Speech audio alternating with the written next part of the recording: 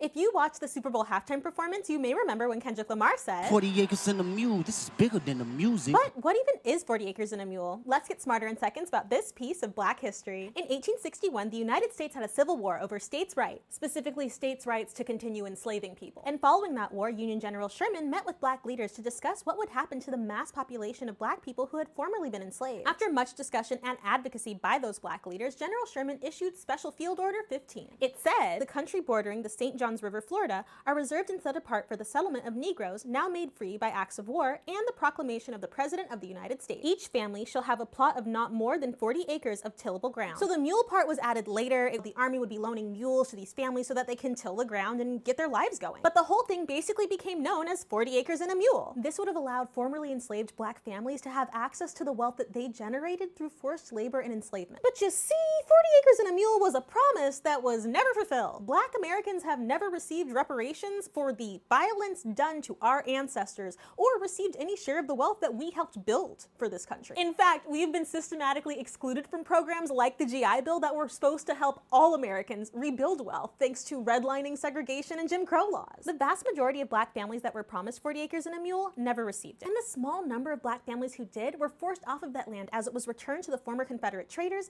and they were forced into sharecropping agreements. Sharecropping was a completely racist and unfair institution in which Black tenant farmers were provided a share of the land and a share of the crops for little to no pay in exchange for working the land. With lynchings, Jim Crow, segregation, and racism, it was basically slavery part 2. Due to the incomplete nature of how Black history is discussed and taught in the United States, many people are under the false belief that 40 acres and a mule was carried out and that Black people have received reparations. But we haven't. You can learn more about how Black families resettled following the end of enslavement and more in my Black history book, Making Our Way Home, The Great Migration and the Black American Dream, including an in-depth timeline, key terms, and key figures. You can probably find it at your local library. Smarter in seconds.